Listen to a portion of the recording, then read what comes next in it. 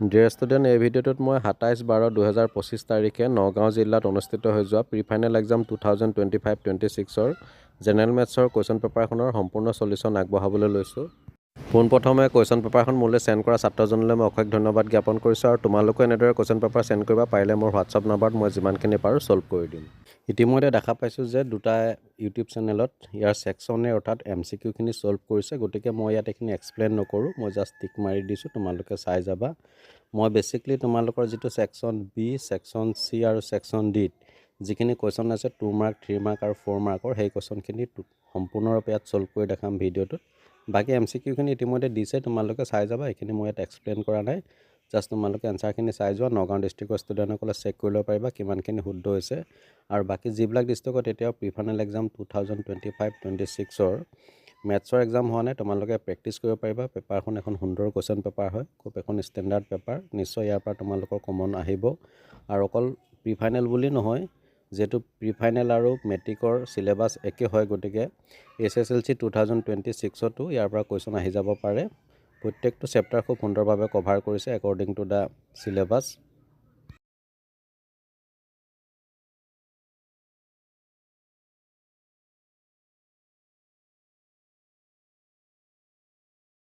চ' তোমালোকে MCQখিনি চেক কৰি লোৱা বা চাই যোৱা, প্ৰেক্টিছ কৰিবা। আৰু বাকী যিখিনি ছেকশ্যন B, C, D এই পাৰ্টত যিমানকেইটা কুৱেশ্যন আছে গোটেইকেইটা মই ছল্ভ কৰি দেখাম।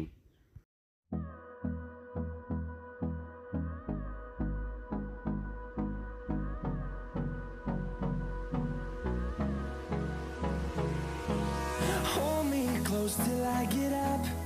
Time is barely on our side. I don't wanna waste what's left. The storms we chase are leading us, and love is all we'll ever trust. Yeah, no, I don't wanna waste what's left. And on we'll go, through the wastelands, through the highways, till my shadow turns to sun rays. And on we'll go, through the wastelands, through the highways. And on we'll go.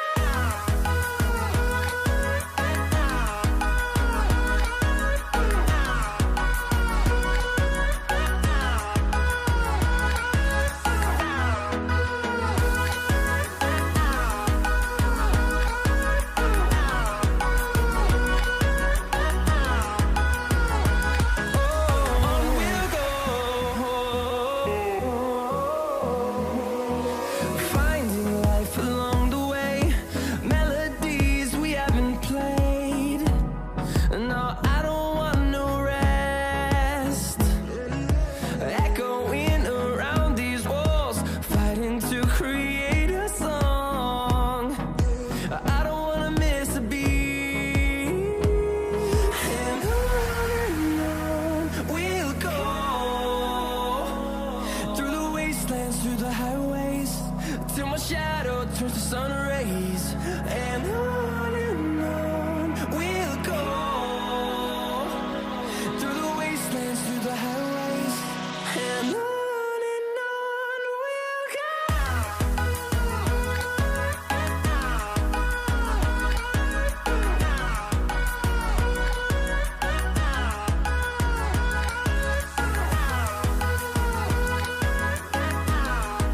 Dear student, MCQ অৰ্থাৎ section এইখিনি ইমানতে শেষ হৈছে। এবাৰ section B start হৈছে।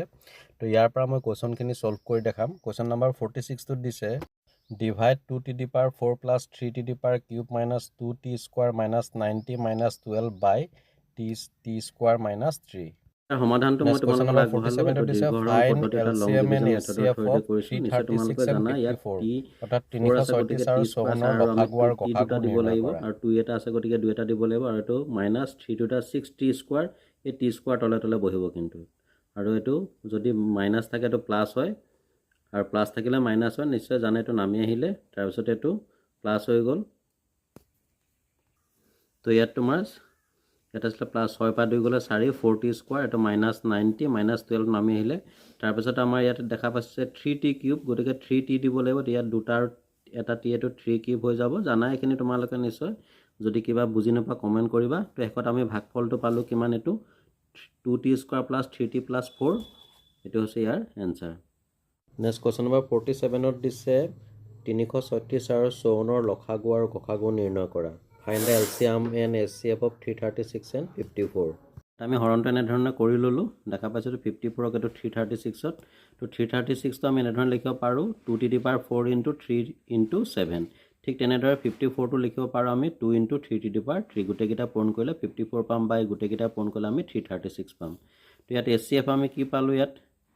ইয়াতো 2 এটা আছে ইয়াতো 2 এটা আছে বাকী কোনোটোৱে তেনেকৈ কমন নাই গতিকে এইটো কিমান হ'ব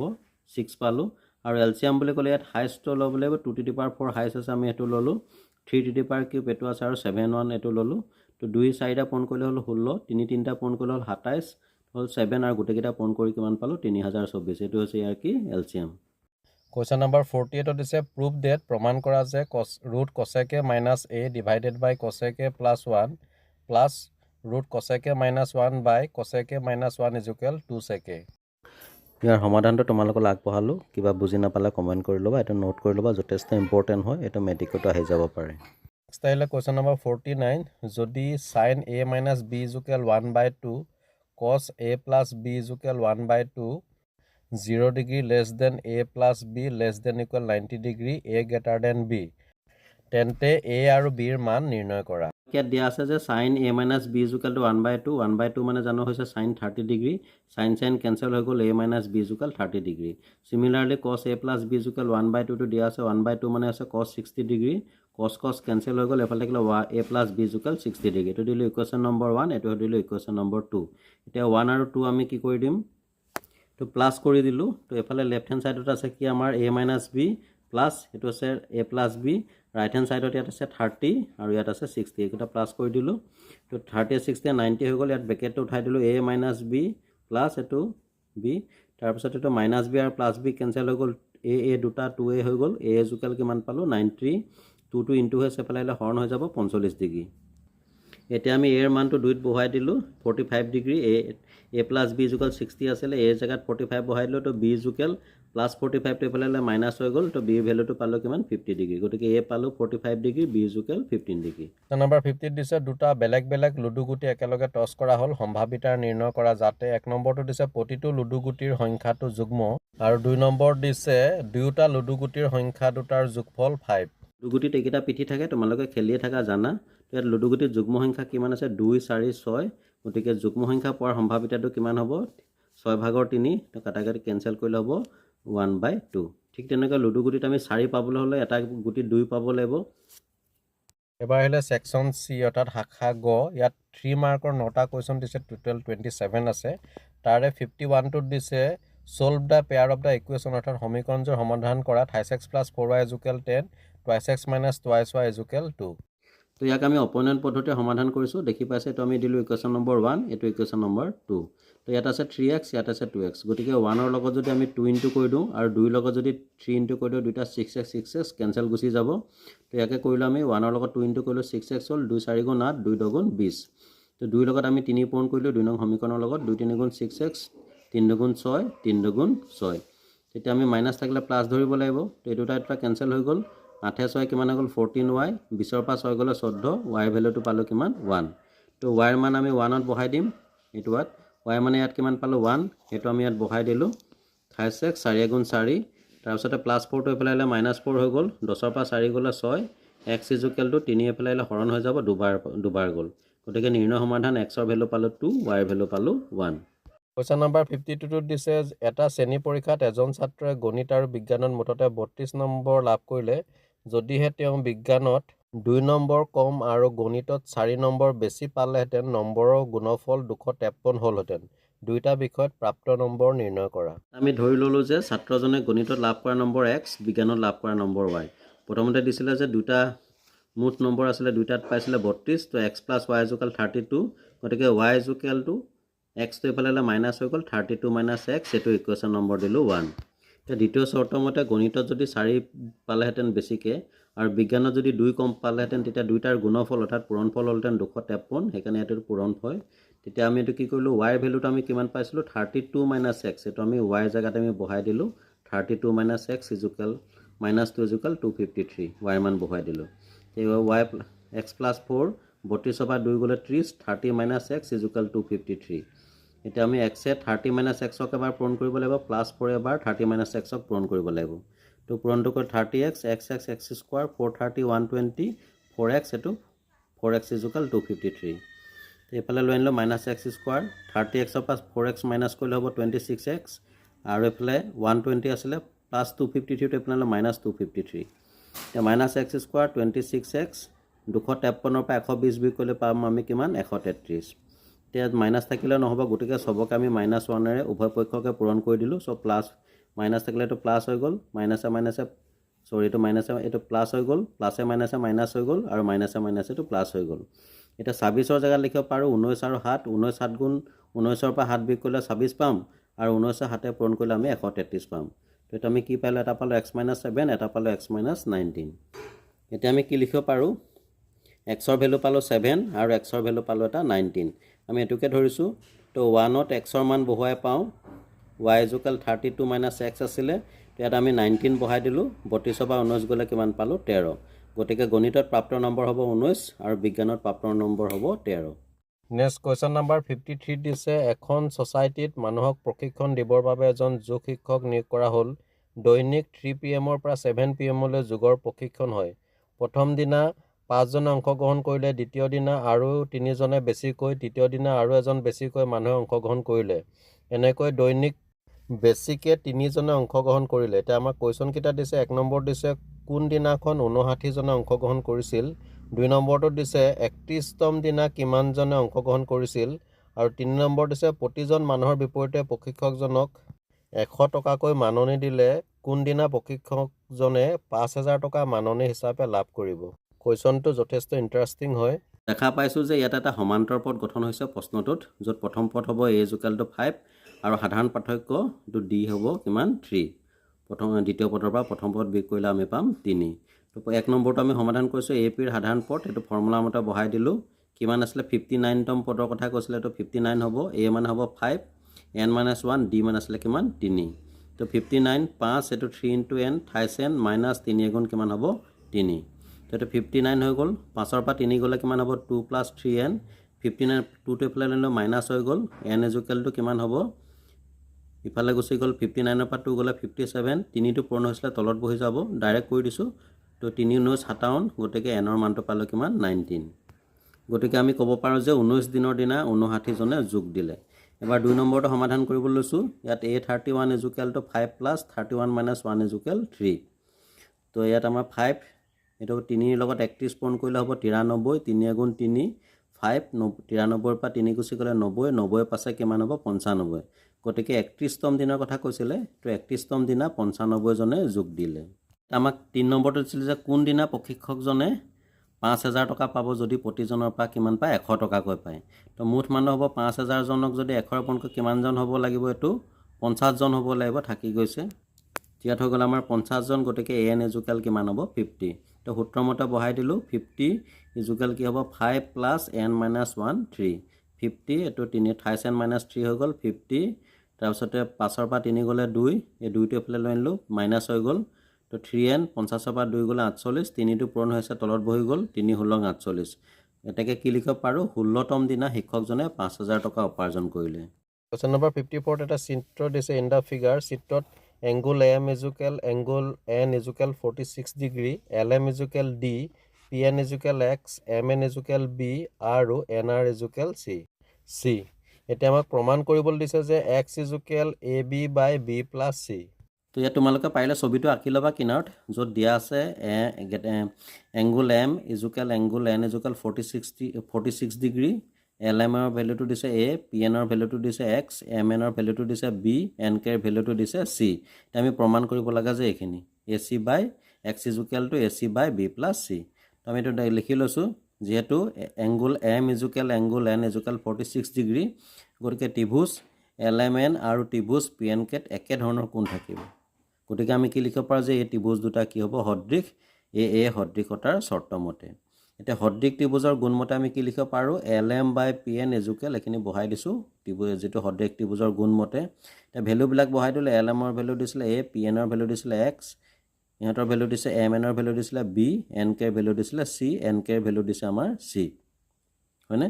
তো আমি ক্ৰস মাল্টিপ্লিকেশন কৰিলো এটো x * b + c আৰু এটো হ'ব a * c ac তো x b + c তো এফালে আহি গল তো x = কিমান পালো ac / b + c এটোকে আমাক প্ৰুভ কৰিবলৈ দিছিলে কোৱেশ্চন নম্বৰ 55 ত দিছে প্ৰমাণ কৰা যে A30 B64 আৰু C-13 এটা সমকোণী সমদ্বিবাহু ত্ৰিভুজৰ শীৰ্ষবিন্দু ইয়াত আমি দূৰত্বৰ সূত্ৰটো ব্যৱহাৰ কৰি দিছো তো আমি কি লিখিব পাৰো ab = ফৰ্মুলাটো পাইছিলো তো ইয়াত x টোৰ ভ্যালু x2 - x1 x2 মানে হ'ব 6 x1 মানে হ'ব কিমান 3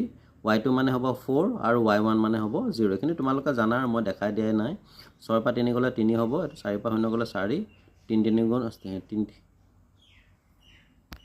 তো এটা আমাক 3 স্কয়াৰ কৰিলে পাম 9 4 স্কয়াৰ কৰিলে 16 হ'ব 9 16 25 25 ৰ বৰ্গমূল কিমান হ'ব 5 এবাৰ আমি AC বিন্দু দুটাৰ মাজৰ দূৰত্ব উলিয়াইছো তো এটা আমি হেতু মতে বহাই দিলো শেষত কিমান পালো ইহঁতৰ বিন্দু দুটাৰ মাজৰ দূৰত্ব হ'ব 5 নেক্সট আমি BC বিন্দু দুটাৰ মাজৰ দূৰত্ব উলিয়াইলো তো মানবিলাক বহুৱাই দিছো আমি শেষত ইহঁতৰ হেৰিটো কিমান পালো দূৰত্বটো পালো √50 তো পৰ্যবেক্ষণ ইয়াত আমি কি দেখা পাইছো AB = AC = 5 দুটা আমি 5 5 পালো গতিকে এটো এটা সমদ্বিবাহু ত্ৰিভুজ আকৌ আমি কি কৰিব পাৰো যে সমকোণী কৰিবলৈ হলে দেখাইছো এটো হ'ব AB আৰু AC = কি হ'ব BC²। এটো হৈছে পাইথাগোৰাছৰ উপপাদ্য মতে তো AB মানে পালো 5 AC মানে পালো 5 BC মানে কিমান পাইছিলো √50 দুটা মিলে নে নিমিলে আমি চাই লম 25 25 কিমান হল 50 স্কয়াৰ ৰুট কেনসেল হৈ গল কিমান হৈ গল 50 দুইফালে সমান পালো তো আমি কি লিখিব পাৰো যে A30 B64 আৰু C-13 বিন্দু কেইটা এটা সমকোণী সমদ্বিবাহু ত্ৰিভুজৰ শীৰ্ষবিন্দু নেক্সট কোৱেশ্চন নম্বৰ 56 ইয়াত আমাক দিছে যে এটা বহিবিন্দু টিৰ পৰা O কেন্দ্ৰযুক্ত এটা বৃত্তলৈ TP আৰু TQ দুডাল স্পৰ্শক টনা হ'ল প্ৰমাণ কৰা যে এংগুল PTQ = 2 * এংগুল OPQ ইয়াৰ সমাধানটো তোমালোকলৈ আগবঢ়ালো তো কিতাপতে আছে খুব সুন্দৰকৈ এক্সপ্লেইন কৰা আছে নোট কৰি লবা আৰু যদি কিবা অসুবিধা হয় কমেন্ট কৰি জনাবা নেক্সট কোৱেশ্চন নম্বৰ 57 ত দিছে 21 সেন্টিমিটাৰ ব্যাসাৰ্ধৰ এটা বৃত্তত এটা চাপে কেন্দ্ৰত 60 ডিগ্ৰী কোণ উৎপন্ন কৰে নিৰ্ণয় কৰা এটো দিছে চাপৰ দৈৰ্ঘ্য আৰু বিট নিৰ্ণয় কৰিবলৈ দিছে বৃত্তকলাৰ কালি আৰু চিট দিছে অনুৰূপ বৃত্তখণ্ডৰ কালি এই কোৱেশ্চনটোৰ এনসাৰটো মই স্টেপ বাই স্টেপ তোমালোকক কৰিয়াত দেখাই দিছো 1 2 3 মুঠতে তিনটা কোৱেশ্চন দিছে তোমালোকে এখিনি নোট কৰি লবা যথেষ্ট ইম্পৰ্টেন্ট হয় কিন্তু এই কোৱেশ্চনটো মেট্ৰিকত আহিব পাৰে যেটো ৰিপিট হৈ থাকে এই কোৱেশ্চনটো জেনেৰেলি সো এখিনি পাৰিলে নোট কৰি লবা নেক্সট কোৱেশ্চন নম্বৰ 58 টো দিছে মায়াংকই তাৰ বাগিচাৰ বাবে এটা বেলনৰ এটা মূৰত অৰ্ধগোলাকাৰ গভীৰতা আকৃতিৰ এটা চৰাইৰ গা ধোৱা পাত্ৰ তৈয়াৰ কৰিলে বেলনটোৰ উচ্চতা হ'ল 1.45 m ইয়াৰ ব্যাসাৰ্ধ 30 cm চৰাইৰ গা ধোৱা পাত্ৰটোৰ মুঠ পৃষ্ঠকালি নিৰ্ণয় কৰা ইয়াত আসলতে এই কোৱেশ্চনটোকে প্ৰশ্নখনত দিছে ইয়াতে খুব সুন্দৰকৈ আছে তোমালোকে এখিনি চালেই বুজিবা তো ইয়াত দেখি পাইছে যে তোমালোকে এটো চৰাইৰ গা ধোৱা পাত্ৰৰ মুঠ পৃষ্ঠকালি শেষত কিমান পালেগৈ 3.3 বৰ্গমিটাৰ কিতাপতে আছে চাই লবা কোৱেশ্চন নম্বৰ 59 ত আমাক এখিনি তথ্যৰাজি দিছে য'ত শ্ৰেণী অন্তৰাল আৰু বাৰংবাৰতাসমূহ দি দিছে তো এই তথ্যৰ মধ্যমা হ'ল 47 যদি মুঠ বাৰংবাৰতা 100 হয় তেন্তে P আৰু Q ৰ মান নিৰ্ণয় কৰিবলৈ দিছে এই কোৱেশ্চনটোৰ এনসাৰ মই ইয়াত স্টেপ বাই স্টেপ দেখাই দিছো অৱশ্য সময়ৰ অভাৱত এটো মই ৰিটেন ফৰ্মত কৰি দেখাবলৈ নহল তোমালোকৰ বাবে ইজি হোৱাকৈ এনিৱে তোমালোকে এখিনি চাই লবা নিশ্চয় বুজি পাবা আৰু নিজৰ মতে এটো ধুনীয়াকৈ সজাই নোট কৰি লবা এনেকুৱা টাইপৰ কিন্তু অন্যান্য কোৱেশ্চন আহিব পাৰে সো এনেকুৱা আৰু কিছুমান কোৱেশ্চন তোমালোকে প্ৰেক্টিছ কৰিবা ঘৰত এবাৰ আহিলে সেকশন ডি অৰ্থাৎ শাখা গ ইয়াত 4 মাৰ্কৰ দুটা কোৱেশ্চন দিছে তাৰে কোৱেশ্চন নম্বৰ 60 দিছে BC = 7 cm angle B - 45 degree angle A - 105 degree যুক্ত ABC এটা ত্ৰিভুজ আকা তাৰ পিছত এটা ত্ৰিভুজ আকা যাৰ বাহুবোৰ ত্ৰিভুজ ABC ৰ অনুৰূপ বাহুবোৰৰ 3/4 গুণ কোৱেশ্চনটো উঠাই দিছে এক্সাৰসাইজ 11.1 ৰ পৰা কোৱেশ্চন নম্বৰ 6 দেখি পাইছে তো হুবহু কোৱেশ্চনটোকে দিছে ইংলিছ আৰু আসামিজ মিডিয়াম উভয়তে তো এখিনি তোমালোকে নিশ্চয় সলভ কৰিছা তো এই অংকনটো এৰি দিছো তোমালোকলৈ আৰু তাতে যদি কিবা অসুবিধা হয় তেতিয়াহলে কমেন্ট কৰি জনাবা কোৱেশ্চন নম্বৰ 61 দিছে x - 1 - x² এ 3x³ - x² - 26x + 5 বহুপদটোক হৰণ কৰা আৰু বিভাজন কলন বিধিটো সত্যাপন কৰা এটা আমাক ভাজ্য দিছে এখিনি ভাজক দিছে এখিনি তো আমি -x²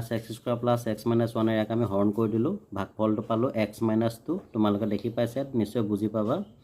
আৰু শেষত ভাগফল পালোঁ x - 2 ভাগ শেষ পালোঁ 31 এতিয়া আমি বিভাজন কলন বিধিটো সত্যাপন কৰিবলৈ দিছে তো আমি কি লিখিব পাৰোঁ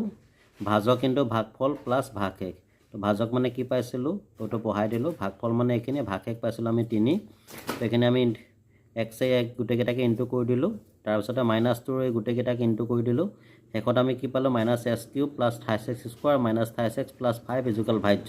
আমি ভাজ্যটো দেখা পালোঁ আকৌ ঘূৰাই পাইছোঁ এটাকে বিভাজন কলন বিধি সত্যাপন কৰা হ'ল এনেকৈ লিখিলে হ'ল তো ডিয়াৰ ষ্টুডেণ্ট এয়া আছিল নগাঁও জিলাত যোৱা 27/12/2025 তাৰিখে অনুষ্ঠিত হৈ যোৱা প্ৰি ফাইনেল এক্সাম 2025-26ৰ মেথছৰ কুৱেশ্যন পেপাৰখনৰ এটা ফুলি সলিউশ্যন ভিডিঅ' যদি ভিডিঅ'টো ভাল লাগিলে লাইক এটা কৰি শ্বেয়াৰ কৰি দিবা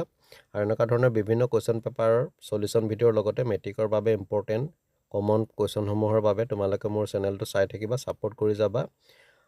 তো চাই থাকিবা RB লাৰ্ণ কাম এণ্টাৰটেইনমেণ্ট আন এটা ভিডিঅ'ৰ জৰিয়তে পুনৰ লগ পাম আজিলৈ আহোঁ ধন্যবাদ